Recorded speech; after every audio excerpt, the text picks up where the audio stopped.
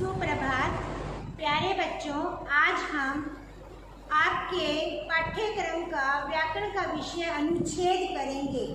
पहले हम निबंध करते थे। निबंध में हम निबंध को हम विस्तार से लिखते थे और निबंध का विस्तार हम बहुत ज़्यादा करते थे।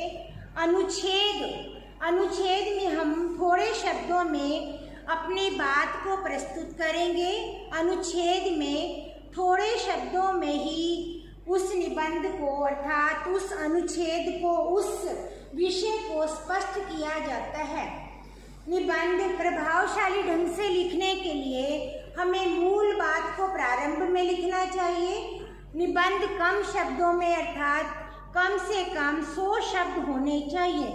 इसके बाद अनावश्यक बातें निबंध में, इसमें अनुच्छेद में नहीं लिखते और अधिक विस्तार भी नहीं करते।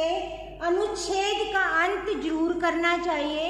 अंत में उस बात को स्पष्ट करना चाहिए कि मैंने क्या लिखा है। अनुच्छेद सार गर्भित होता है अर्थात व्यक्ति की कला है जो अपनी बात को थोड़े शब्दों में अधिक प्रकट करे। यह भी एक कला है। कला को ही अनुच्छेद कहा जाता है।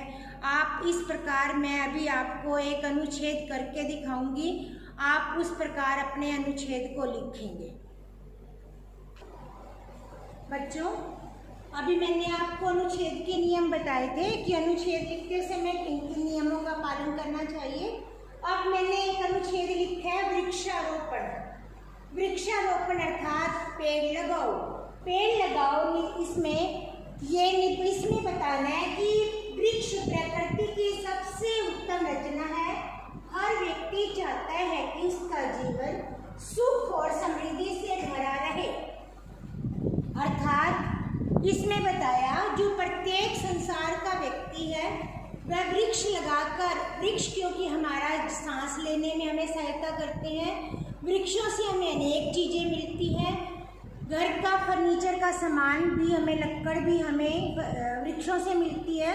वृक्ष वातावरण का संतुलन बनाने में सहायक होते हैं। इसीलिए प्रत्येक व्यक्ति चाहता है कि हमारा जीवन सुखों से भरा रहे। सामाजिक एवं मानवीय दृष्टि से भी इससे अच्छी बात हो नहीं सकती। अर्थात समाज के लिए भी और मानव के लिए भी वृक्षारोपण करना उत्तम है। अनेक वृक्ष ऐसे हैं जिनसे हमें दवाइयाँ मिलती हैं। जैसे घर में हम तुलसी लगाते हैं। तुलसी क्या है, हम जब हमें कोल्ड हो जाए तो तुलसी के पत्ते की हम चाय बनाकर पीते हैं। तो यह इस प्रकार तुलसी, बरगद, पीपल, आम, इन सब की भी हम पूजा भी करते हैं। इसीलिए मानव की दृष्टि से यह अच्छी बात है। वृक्षारोपण करना हमारी सांस्कृतिक दायित्व भी है। हमारी संस्कृति की पहचान है वृक्षों को लगाना। आदिकाल से वृक्षों की पूजा करता है मनुष्य। इसी कारण हमारा सांस्कृतिक दायित्व भी है। पुराने जमाने में तो लोगों का उद्देश्य केवल लकड़ी प्राप्त करना नहीं था, उनके बारे में पूरी जानकारी प्राप्त करना था, उनसे होने वाले लाभों के बारे में जानना था और उनके बारे में पता लगाना था। आज के युग में वातावरण इतना प्रदूषित हो चुका है। इसका कारण है कि लोगों ने वृक्षों को काट लिया जो हमारे वातावरण को संतुलित करते हैं। आप आगे सुनेंगे, अगर पेड़ नहीं लगाए गए तो हमें सांस लेने के लिए मशीनों पर निर्भर रहना पड़ेगा। क्योंकि पेड़ों के द्वारा हमें ऑक्सीजन मिलती है और पेड़ कार्बन डाइऑक्साइड को ग्रहण करते हैं और ऑक्सीजन को छोड़ते हैं। घरों में पानी के साथ साथ वायु शुद्ध करने वाले यंत्र लगने शुरू हो चुके हैं। अब घरों में भी पानी के साथ जो वायु शुद्ध करने के यंत्र लोगों ने लगा लिए हैं, यंत्र, उपकरण, मशीनें। अतः आज वृक्षों की कटाई भी एक योजनाबद्ध तरीके से करनी होगी। अर्थात इसमें कहने का भाव है, आज जो वृक्ष काटे जाते हैं उन्हें भी मशीनों के द्वारा काटा जाता है।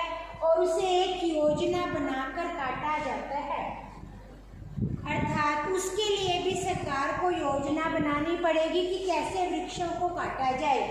यदि हम एक वृक्ष काटते हैं तो उसके बदले में हमें 2 वृक्ष लगाने चाहिए।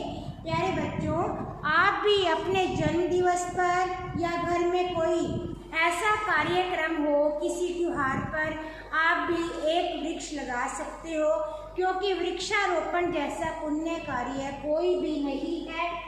यह इसलिए हमारा दायित्व है कि हमें अधिक से अधिक पेड़ों को लगाना चाहिए और वृक्षों को काटना नहीं चाहिए। इस प्रकार आप अनुच्छेद लिखेंगे।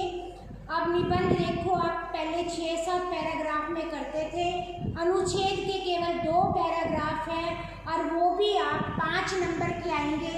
आपको अनुच्छेद 5 अंक का आएगा, इससे ज़्यादा अंक का आपको नहीं आएगा। पहले 10 नंबर का आता था, अब 5 का होगा। इसी प्रकार बहुत से जितने भी निबंध हैं, जैसे विज्ञान के लाभ हानि, परोपकार, सच्ची मित्रता, प्रदूषण, भ्रष्टाचार, इंटरनेट, दूरदर्शन का महत्व, समाचार पत्रों का महत्व, किसान नीति, भेदभाव की नीति, लड़का लड़की एक समान, ऐसे अनेक निबंध हैं। निबंध को ही अनुच्छेद का छोटा रूप कहा जाता है। इसलिए प्यारे बच्चों, आपकी बुक में यदि निबंध हो तो उसी को पढ़ लेना, उसी निबंध को आप अनुच्छेद के रूप में लिख सकते हो। तो अब आपको अनुच्छेद लिखना समझ आ गया होगा। आप बार बार अपनी पुस्तक में से पढ़ेंगे, अनुच्छेद किसी भी पुस्तक में से पढ़ सकते हो। धन्यवाद।